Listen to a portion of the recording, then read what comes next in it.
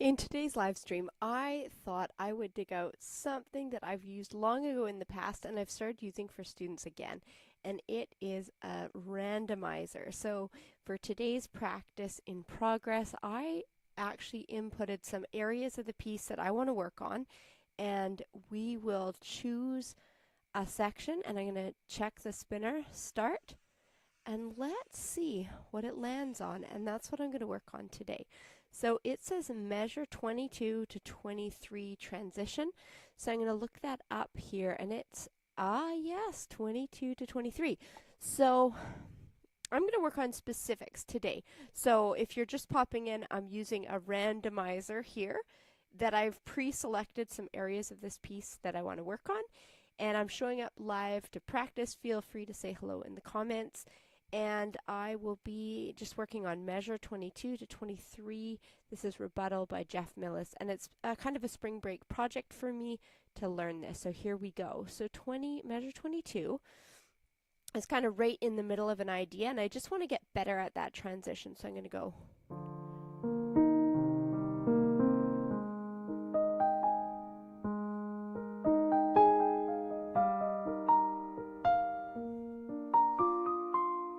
So that's the exact section that I want to improve on. So first of all, I'm going to slow it down, make sure I know exactly what I'm doing, and go from there. Let's give it a try.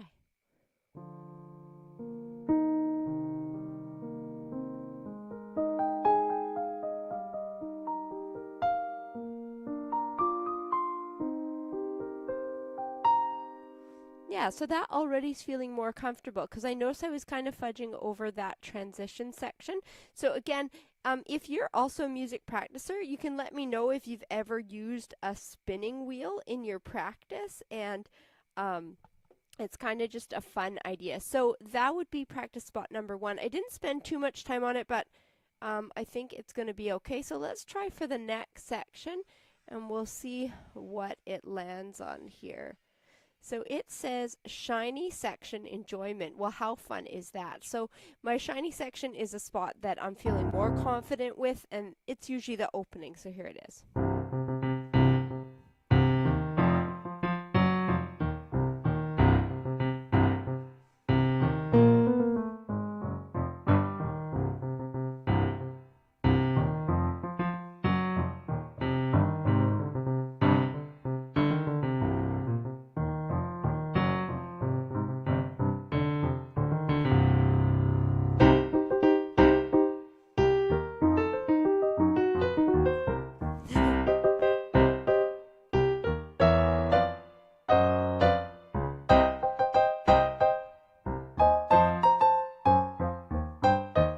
So that's kind of the shiny section that I'm working on, and when I'm using the spinner, I like to add something that feels easy and fun. So here's our next section. We'll see what it lands on, and I've put in different sections of my piece. I'd love to hear if you've ever tried this yourself, and yeah, it sounds pretty sinister, doesn't it? I love that.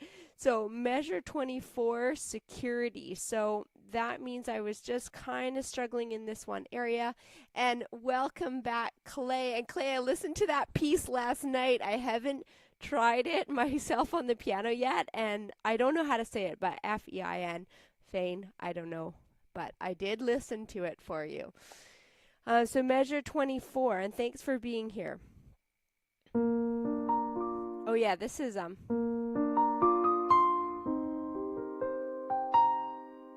so I put that down as a security spot. Yeah, I like that you give that a chuckle.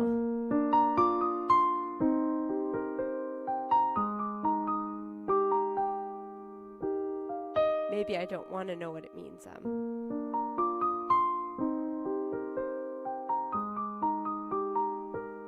And that's the spot I'm struggling with because it actually is 1 and 2 and So again, when you're practicing something of your own, you want to be sure that you're practicing it correctly. So I'm going to slow that section down and try it again. So 1.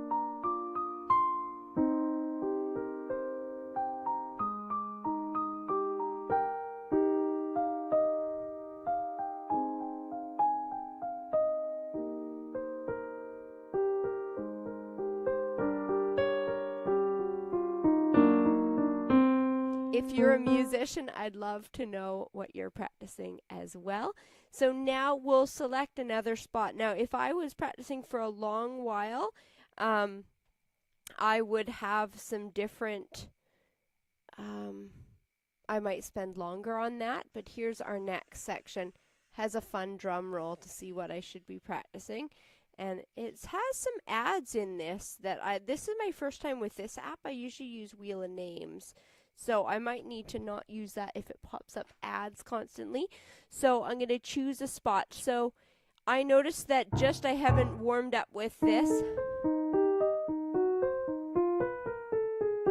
So I'm just going to warm up that spot because that's a spot I now know, but it's a bit rusty. So here we go.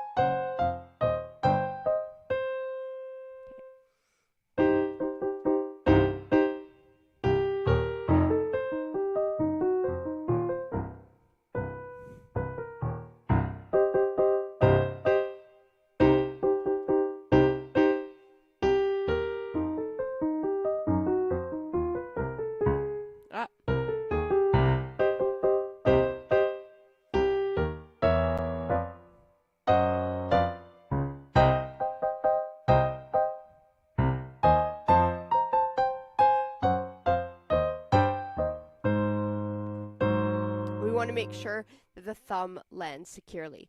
So if you're just dropping in, I am using a app to practice today that is a spinner app, but it just played some ads, so I was just having to X out of those ads in order to find our spot, and it's not working too well. So I might skip using that for now just to not distract myself, but I chose a few sections that I want to improve on. So I'm going to work through this a bit, and I'm going to be moving around. Let me know if you're also a pianist or a teacher working on something of your own. And this is my practice time and just working on improving sections as we go.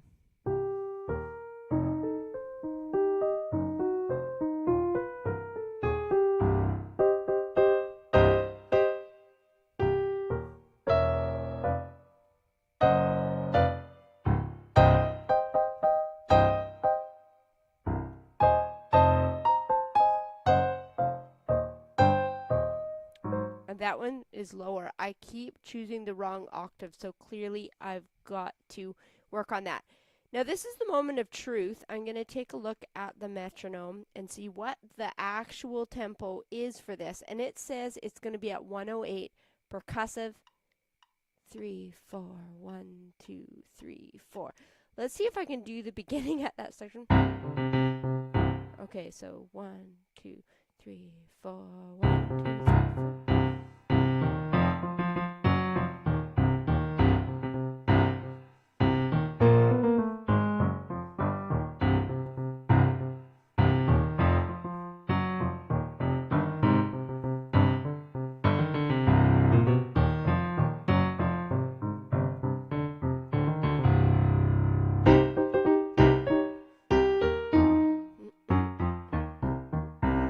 So it would be too fast for me still to go into that measure at full speed, but that gives me an idea of what speed I'm working towards, and now we'll slow it right back down again. So I'm going to take a look now, slow from the beginning and go into 21 again, just to practice moving into something at the correct speed. So sometimes if I'm trying to go to the correct speed, I find my slowest measure, like if I know that it's tricky for me to get from measure 23 and 24, and I'm going like 1.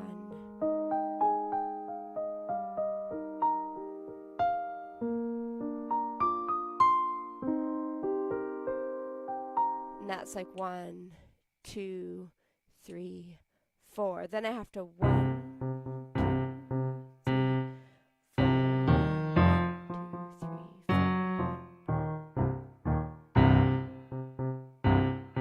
I still try to keep the same musical idea so that you're not just playing like this.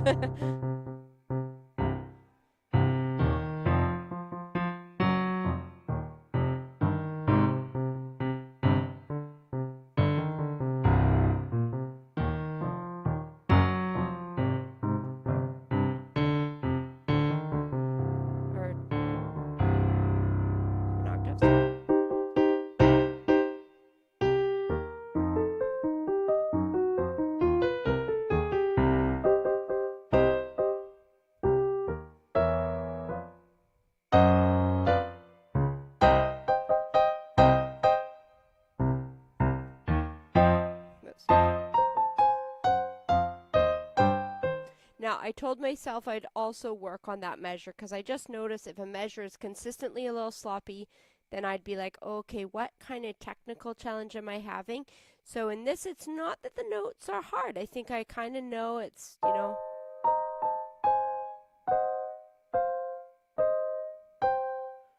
it might actually be just the dexterity there. Some of you that followed along, I've had a stroke long ago, 13 years ago, where my right hand couldn't even play a C major scale. So I still have a little bit of weakness at the top. So I think this is more about that. But certainly everything can be improved with practice. So let's try that one.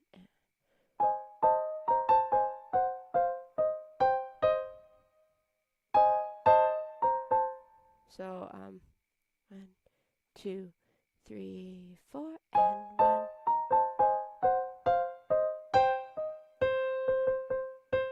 Oh, hey, it's your brother's birthday. Hi, Nicholas, and happy birthday to your brother. That's awesome. Happy birthday, bro.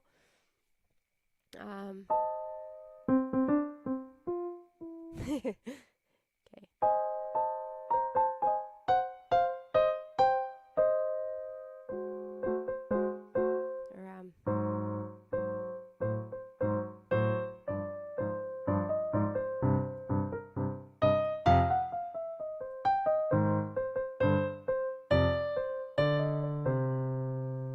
Yeah, so I think that as with anything, you can improve it with practice. So I think for me, it's about a little bit of the forearm motion, and keeping light, relaxed forearms in here will help me out, and that'll help with a bit of that dexterity. So I'm going to try moving into that section nice and slow.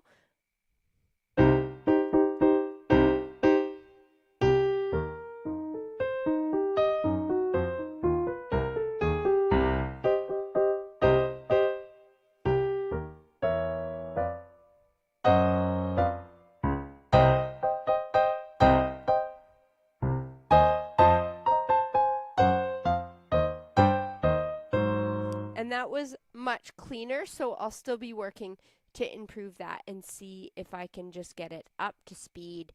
In order to do that, I would be doing more repetitions at a slow speed and then gradually working up the metronome speed, or testing it with the metronome to see where I was at.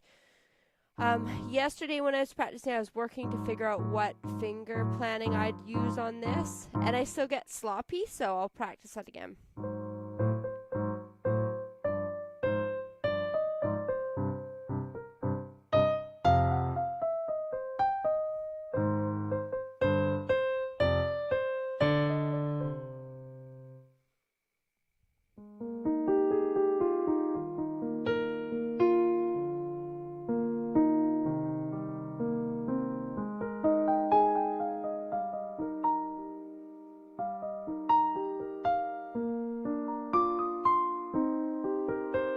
That seemed more confident now to move up. And again, there's those little spots that if you're practicing stuff at home yourself, just to use a highlighter. Right now I have it on a big screen in front of me, but you can mark that up in the score, or if you're using paper, to just try to mark like, hey, watch this spot, make sure you're ready for it.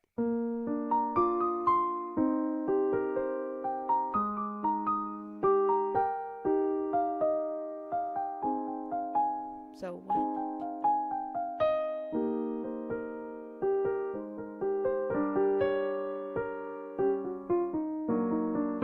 I also told myself that was another section. So I put on my spinning wheel. So I have a spin wheel app that I was using, but this one has more ads than I was expecting, so I won't show it on screen.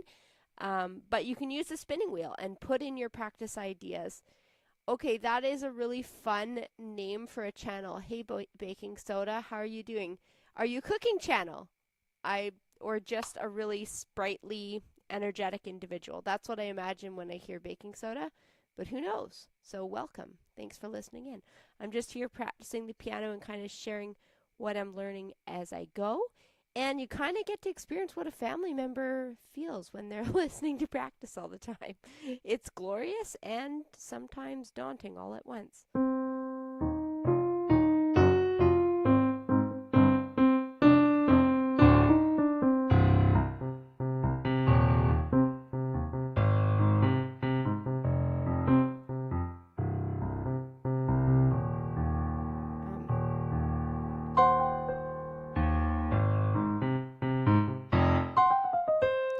that was clean last night, but as you can see, I need to practice that some more. Oh, cool. I love that you play a little piano. You say you're very bad with your left hand, so I'm practicing. Oh, yeah, that's a huge goal, isn't it? And a lot of people find that different kind of dominance. I was saying earlier in the stream that I had a stroke with my right hand, so I could not even play a C major scale after getting my degree in music. So that was super depressing about 13 years ago. So I know what it's like to work on a hand again. So I hope this encourages you that even a piano teacher, someone that plays all the time and plays for my job, it's still hard work to practice.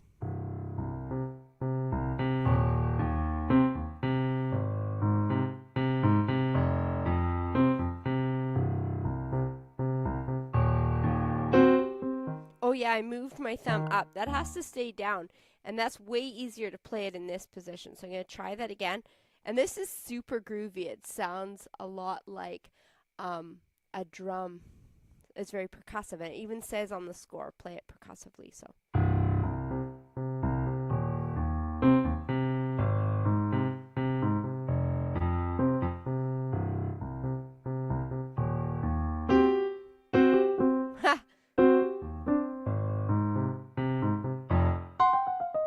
If you've ever felt like you go and you play for your teacher and it sounds way worse, it's because as soon as we're under pressure, we do revert to kind of the worst version once in a while. And so same with this, it was sounding great last night. And sometimes when we're warming up again, we go through the exact same steps. We have to start slow and then bring it up to speed again. So go over that again.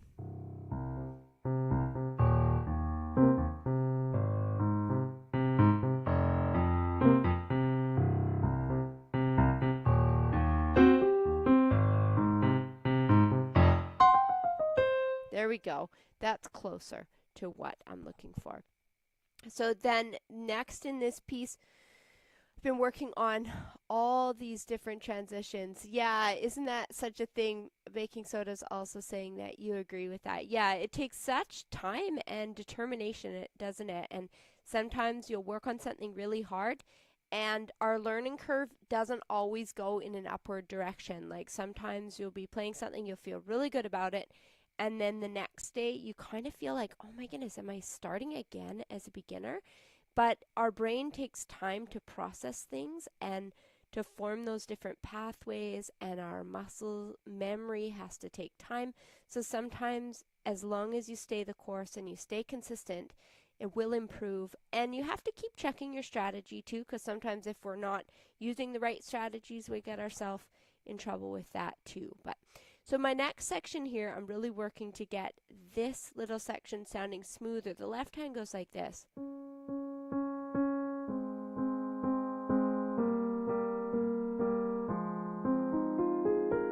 And it's not too hard, but sometimes I'm sloppy with the fingering. So it's like one.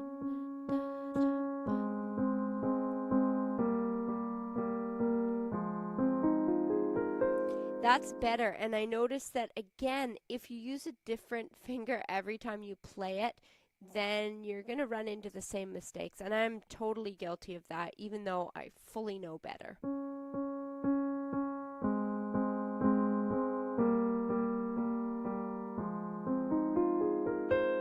Yeah, that's going to work. So this is like the sweet part that comes after that percussive section, and it's kind of cool that it transitions into this. So you see, I still was doing that same fingering. So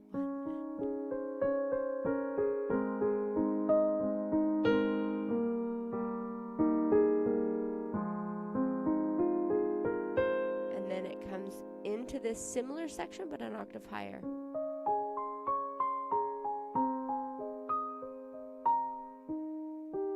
Now, one thing is that no matter what stage you are in practicing, I still always really try to make it sound musical.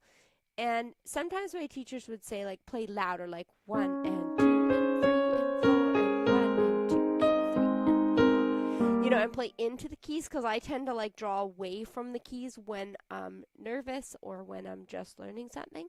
But it still really helps to be thinking, even when you're slow, how do I want to shape that music? How do I still want to make it sing so it still sounds beautiful, even if you're really, really slow, like maybe this slow.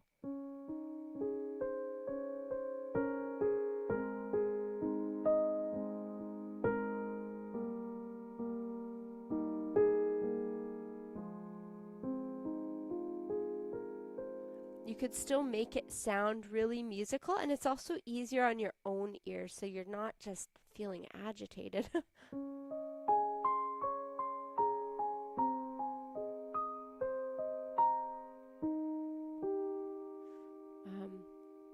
Now this section I just have to watch again because I'm talking. I'm going to make sure that I double check the octave 1 E and a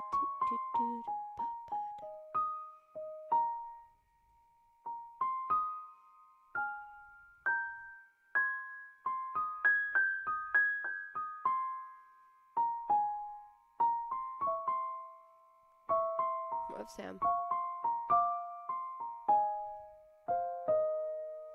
Now, if you want to hear this piece played really well, head over to Jeff Millis's channel. This is called Rebuttal, Hard Conversations number 3. Jeff Millis is a fabulous modern contemporary composer, and on my channel I feature music by contemporary composers. That's what I love to do alongside creative teaching tips. So yeah, that section still needs a little work. So 1 E and D2.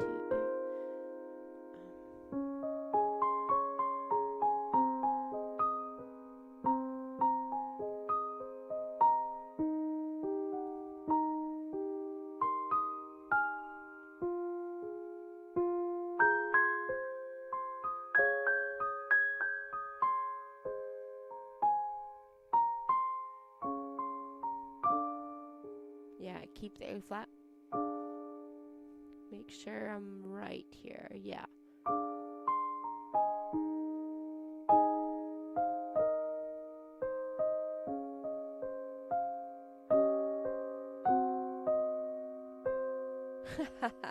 My brain just slowed down to a crawl, kind of like rush hour in the city where everything slows to a crawl. I don't live in a city, but you know, I can imagine. I've been in rush hour before. Anyways, my brain just like totally went blah.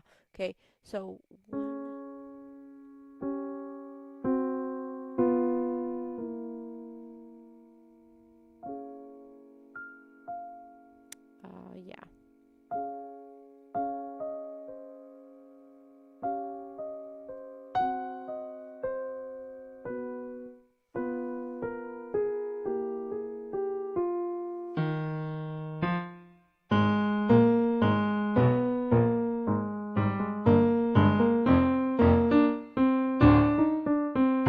You can see that my brain's like, yes, something familiar here.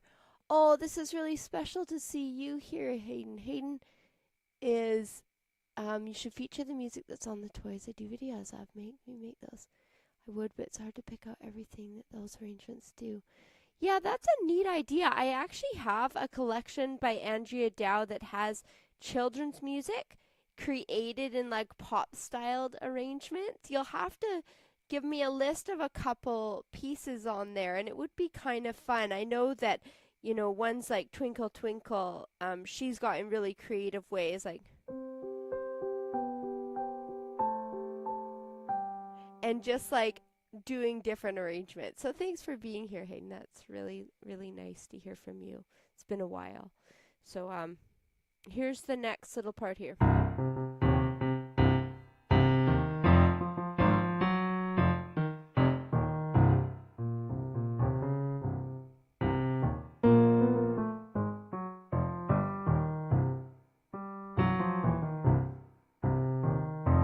You can tell that it transitions from this like really beautiful lyrical stuff right into this cool reminders of the intro again. So I'm going to go over that again, just checking for security.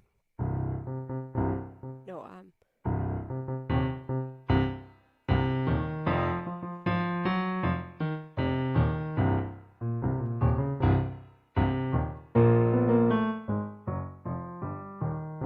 can't get away from it sounding like Pirates of the Caribbean. Not at all like that theme, but just kind of piratey to me. But I'd love to hear what that sounds like to you.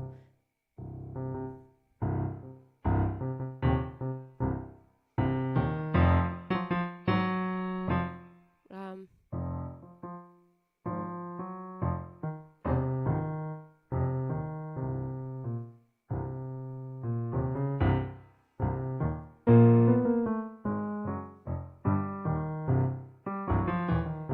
Now I noticed I was doing something with my wrist, kind of like pivoting like this, and I always try to be careful.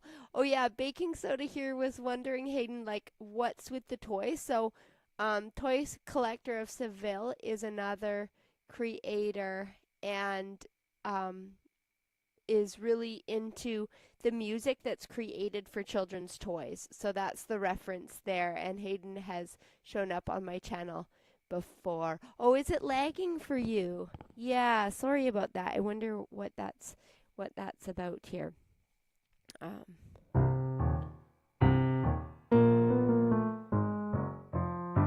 Oh yeah, so what I can find is if I'm going too low on the octave, if you ever find this and you're not positioned properly, I should actually be leaning weight on my left leg and making sure that my body's shifting down there. And if I'm not using the weight transfer between my left side and my right side, oh, glad it's not lagging anymore. If I'm not transferring weight properly, then you can get into this kind of odd position of the wrist or the fingers. So that's something I tell my students to watch for too, that they are transitioning to the side of their body that they're using so that you're not getting that. So I noticed when I was coming into that section, I was kind of being lazy and not pivoting to my left side, and so I could see that different shift in my thumb. And over time, it can definitely wear on you if you're not aware of that.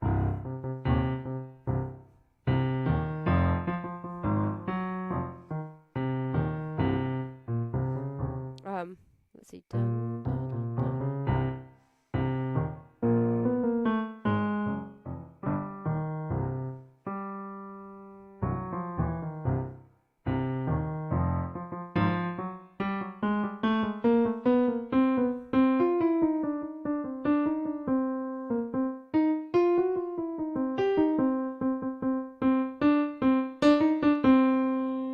Yeah, so I think I'm going to work on that transfer there and making sure that the weight is towards my left side, that I feel stable.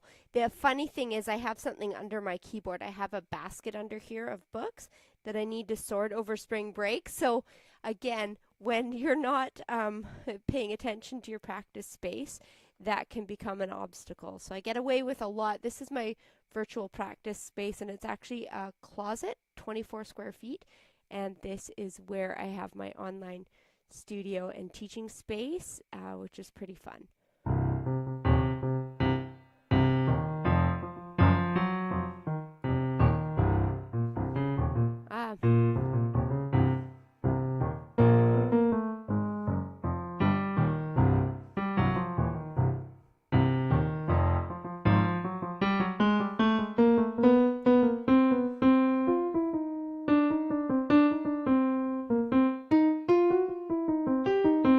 So in this section, I'd be working really slow, hands together, to make sure it's clean enough. So I'll go over that slowly. And again, thanks to all of you who are listening in. I'm super honored. This was a new experiment for my channel to just show up live and show you what it might be like to practice. Even if you're an experienced practicer, I can still get lazy and unfocused, and it's helpful for me to have that push too. And like sometimes we're like, oh, why can't I learn this piece fast enough?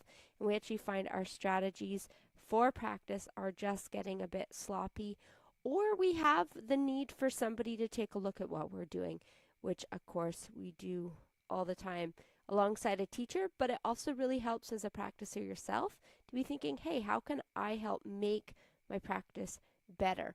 Earlier in this live stream, I was using a kind of like Wheel of Names, a spinner app, but there's too many ads on the one, so I didn't want to show it on screen.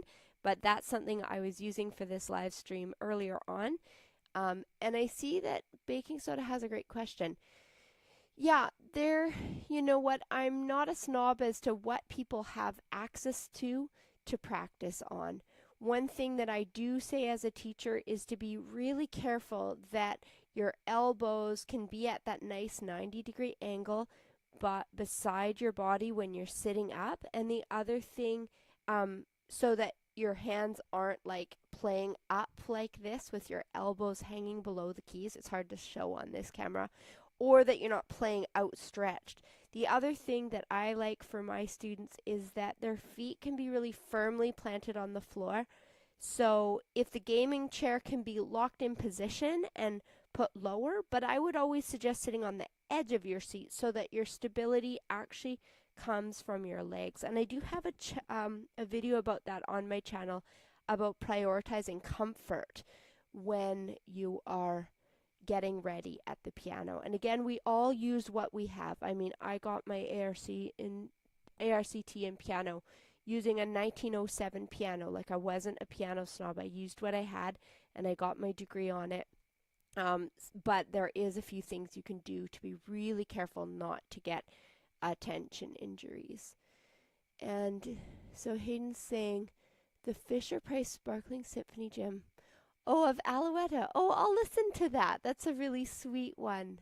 And I love that that's one. I'll take a look at some of those toy songs for you.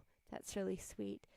Okay, so this next section I'm working on has these chromatic parts, and I really need to get disciplined enough to play it both hands, because I can play it both hands, but sometimes I get a little bit distracted here.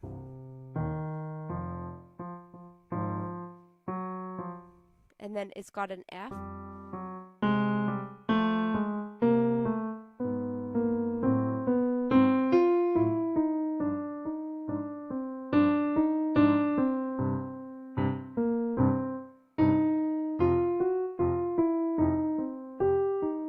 I think the sloths are catching up to me.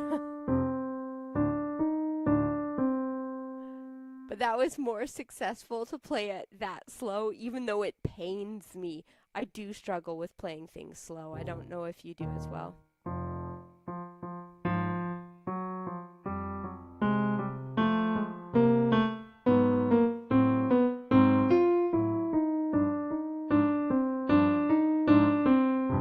Now, I don't know if you noticed, but when you're going slow, one thing is you can get sloppy again with your finger planning, because there I could use whatever fingers I wanted, and so then I didn't use the ones I decided on, 5 4 5 4 5 4 5 4. So I do have to watch for that in myself.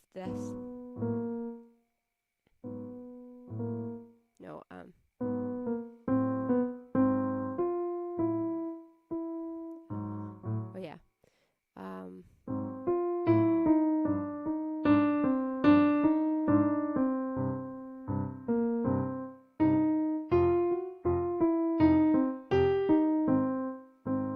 Oh, thanks, baking soda. I love that I get to call you baking soda. Thanks for being here, and have a good rest of your day. That's kind. Okay, so now we're going to work on the very end, and it ends really dramatic. It has there is a change on the octaves, and I just need to see it in front of me to know for sure. But I know Jeff said there was a little edit, so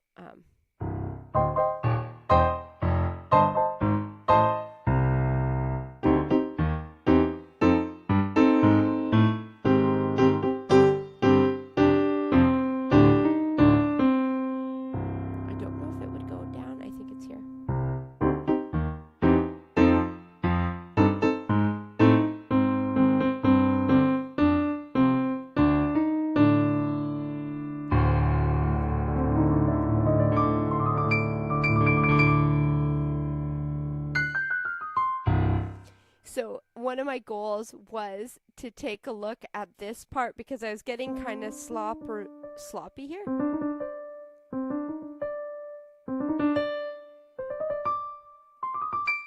And usually if I'm getting sloppy, I also double check, if my hand feels balanced, because sometimes we're kind of already thinking of going up, and so then you just get, yeah, too sloppy with it. So I need to think about how I want to do that.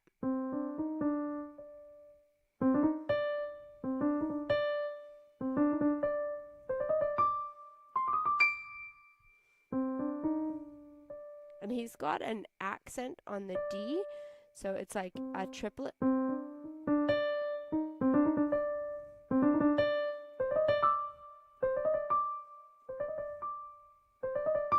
Yeah, this is really great for my hand too, because the top part of my right hand is weaker, so I have to think about that landing a bit more so that it's supported. And then I love this part. 1, 2, 3, 4, 5, 6.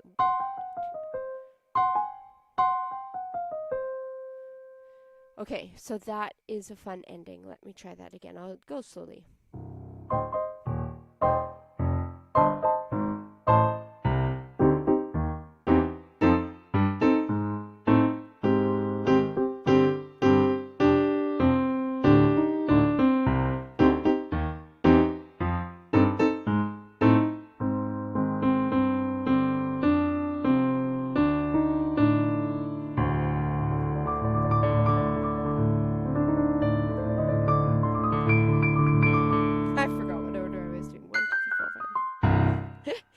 I got that all muddled, but some of the ingredients were there. So it's fun when we're practicing. We're always going to have stuff that's just like Bob Ross, the painter. You say like happy little accidents. So there's always going to be a few things in there that we're like, oh, okay, that was interesting. My brain just totally skipped into a different section. Be sure to ask if you have any questions as you're listening in. This is Jeff Millis's piece, Hard Conversations, and maybe I'll go right to the beginning of this one, and I'm going to see if I can, I don't know if I can play it start to finish yet, but I'll go for a nice slow tempo. I'll try to stay courageous and stay on task and see if we can play it through. No.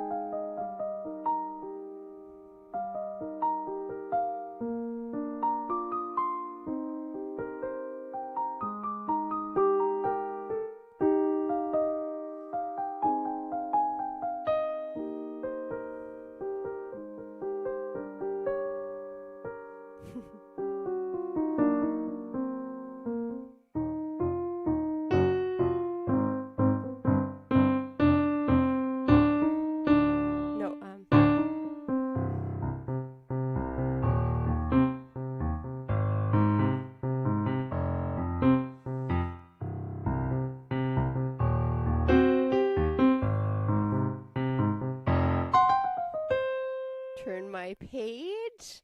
That's coming along, and I love that I'm still here. That's so special. I like the way the Fisher Priest Miracles and Milestones speak about piano. Oh, that's neat. I'll listen to some of those arrangements, and I love that Haydn here from Toys, the Toy Collector of Seville, has a real passion for great children's music for children's toys, and I agree as a parent, it can be really dysregulating for the whole family if the music is not really well done for children's toys. So here's page 3 and 4.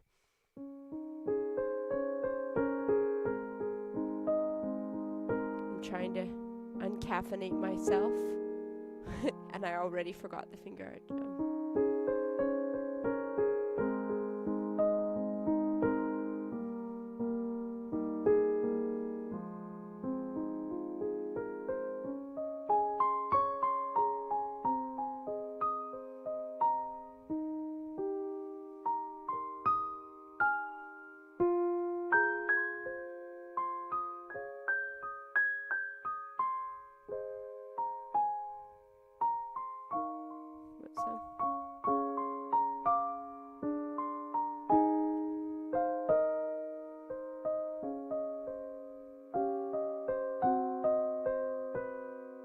See, that C natural should be with this one.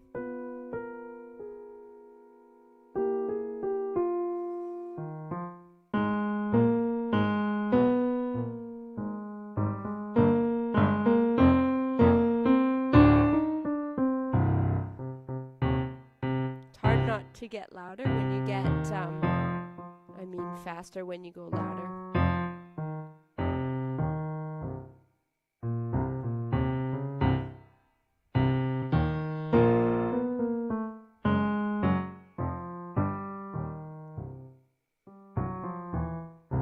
Goes much faster than this.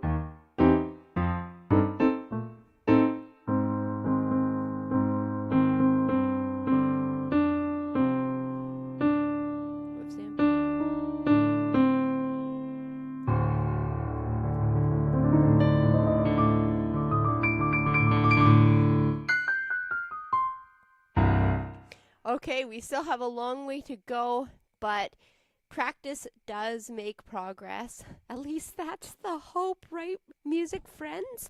I'd love to hear if you're also working on something.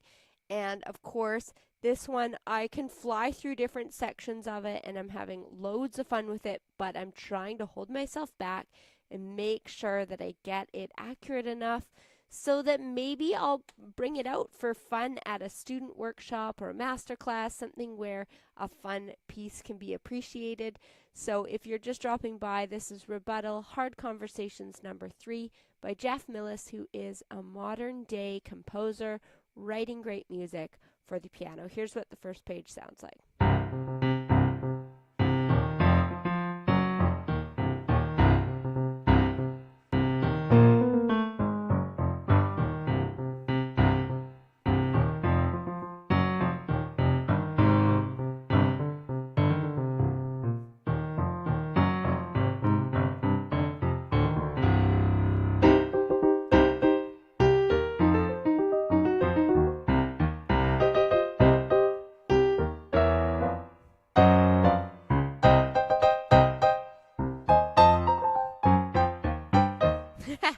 And so take off like a racehorse just for fun, and that would be the shiny object polisher in a book called The Practice Revolution. He talks about like playing those parts of the song that are already going well and then like practice them again and again because you just feel awesome.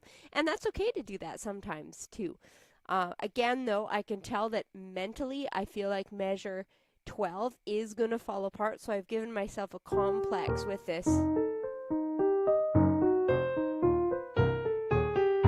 So I really need to, probably a strategy that students sometimes use, and I can use it for a short measure, would be to start the metronome quite low.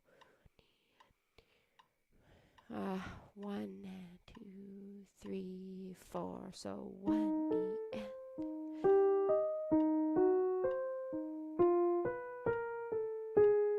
I've put the metronome on eighth notes just for now, but I can move it 1 E, 2, 3, 4. 1.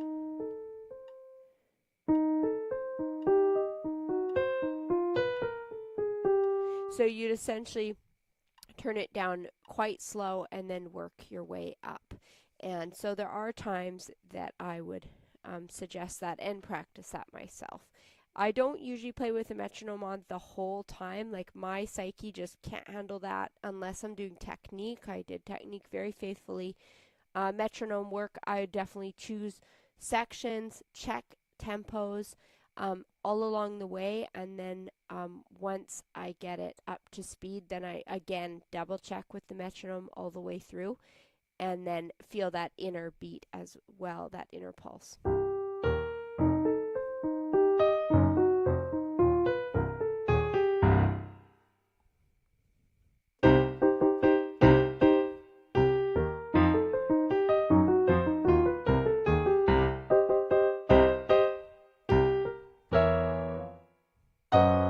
I feel kind of classical there, so that might be that classical training coming in. I always did like, so I think I'm playing that a bit more slurred than I should, but it's just so fun to have like, but I can probably not have it sound as classical.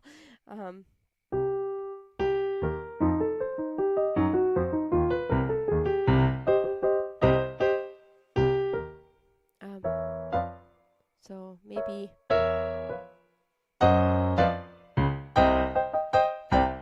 Yeah, so maybe I might have been like kind of two-note slurring it a little bit more than it should be in the context of this piece. So that's something I might work stylistically on. So an accent. So more of an accent than a staccato, and I've been kind of like da-da, and that's more that classical two-note slur that's sneaking in, which is fun to just kind of identify what you're doing and yet refer to what kind of mood do you want to create in something like this. So if you're hanging out, feel free to let me know what you're working on or what brings you here today. Thanks for listening in. I'm having loads of fun with this piece, and it'll take lots more practice to get it sounding awesome, but I've been live streaming the practice in progress, which is a great challenge for me because, believe it or not, I've been a very nervous performer in the history of my life. I just always felt like I was like should be much better than I was, and I gave myself a lot of anxiety over sharing my music for various reasons. I did a video about imposter syndrome on the channel. You can look that up for more of my story. But it's great practice to be here among music friends and making music. So thank you for listening in.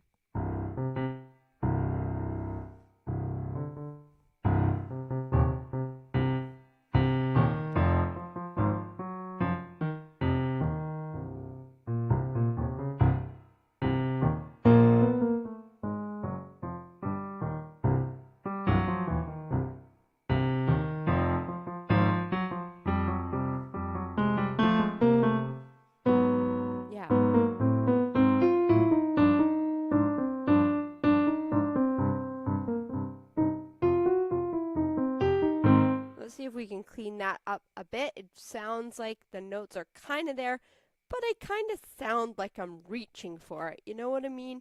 Kind of like I'm desperate.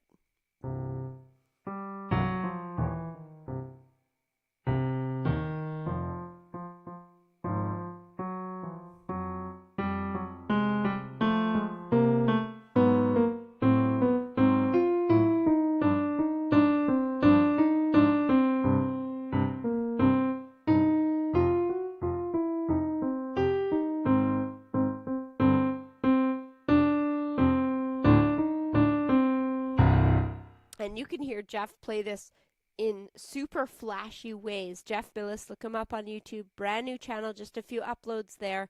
Rebuttal, Hard Conversations #3. And I love that this piece opens and it says to play it like percussive and defiant. And then it has sections that say like sweetly or sweet again. So it definitely sounds like a hard conversation. Somebody's getting into the nitty gritty of hard conversations in this piece.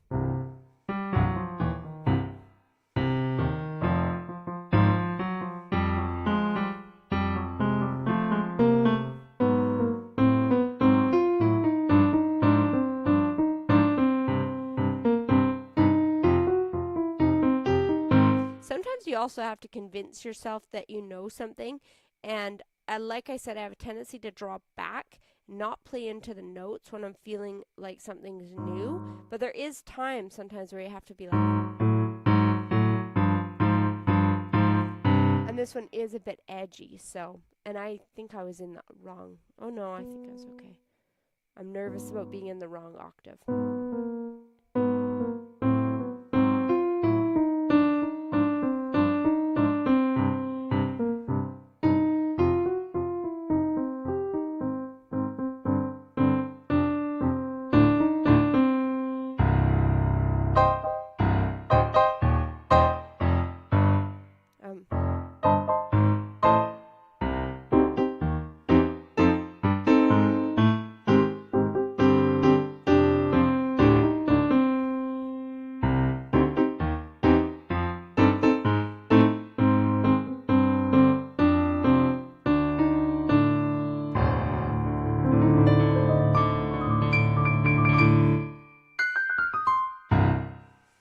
So that is just a great piece to play around with.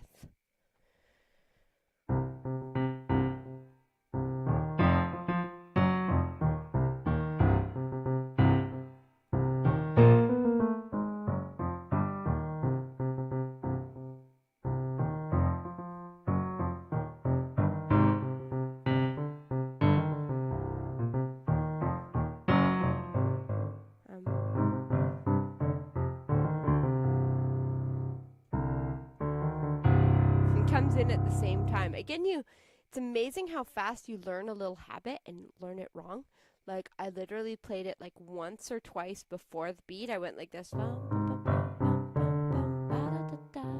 I wanted to play it like a little bit off the main beat, and my ears just trapped that in there and was like, that's the way it is. So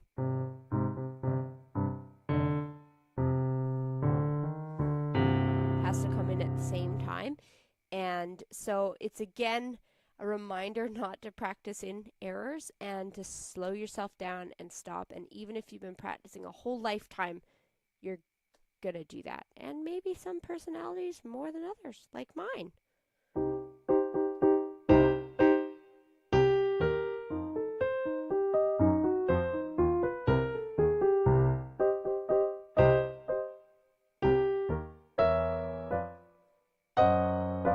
Oh yeah, I wanted to not make it as classical.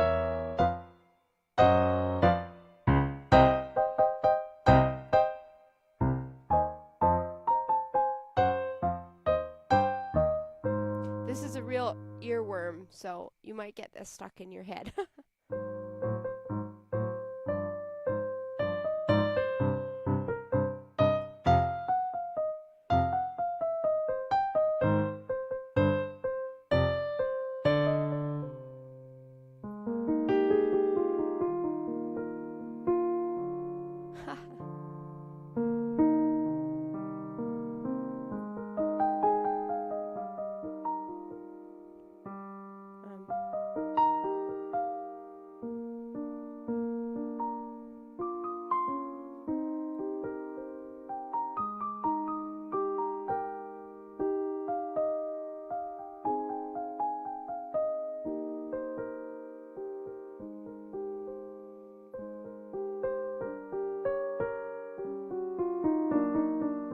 Can hear that I totally draw away from the keys with that little bit of hesitation when I'm not sure what I'm doing. Hey Clay, how long have I been playing the piano? You know what? I started when I was about 7, and I had lessons sporadically for the first 5 years, and then I went through about 8 different teachers. So I have been playing for probably 35 years total, which seems like so long, and with variable seasons of focus, and with various teachers. But I feel like even though in some ways I'm like, oh, I wasted so many years of not knowing how to practice and not knowing how to make as much progress, in other ways, I am so, so pleased that I've had years of making music, and what a total honor to have been able to do that as both a passion and a career. I've also taught music for the last 28 years. I got my ARCT with the conservatory in Canada in 2010, and then 2 years after that, I had a stroke where I couldn't use my right hand. I couldn't even play a C major scale. And so then I had to retrain. So I've also retrained my right side for the last 13, almost 14 years now. So what a gift to be able to play again and to share music. It's given me a new courage too, with no matter what level you're at, to be okay with it and to keep striving and learning, but also not to let it hold you back, and not to stay too long in that place of like, oh, I'm not good enough, or I wish I was better, or I wish I was like so and so. We can just lose so many years of enjoyment from that. Although as a musician, to get better, you still have to strive. So it's such a hard juggle with that.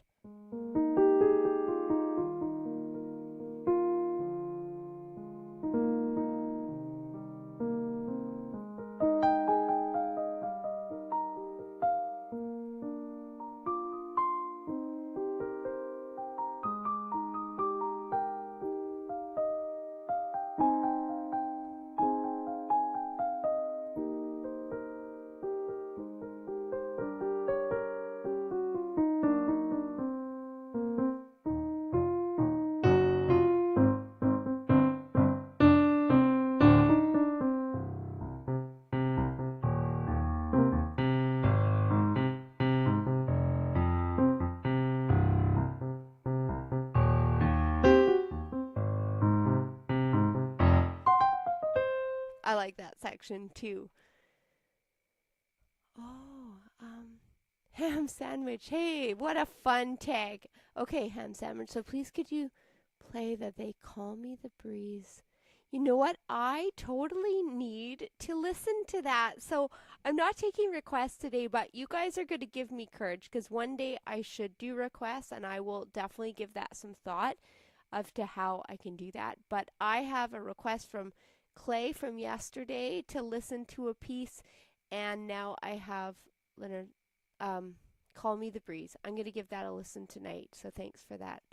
And then, oh, thank you, Clay. Yeah, it has been quite the journey to relearn the piano and to feel courage in new stages of sharing music, and not taking it for granted. And I realized I wasted a lot of my years comparing my skill to other people who would have wished that they had played like me. You know, it always, we all have our own individual journey with that. So thank you.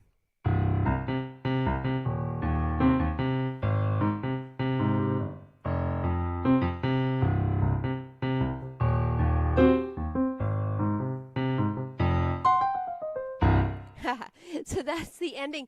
So this has been such fun. I am so honored. That's almost an hour of practice in progress, and I'm just so honored that people have stopped by.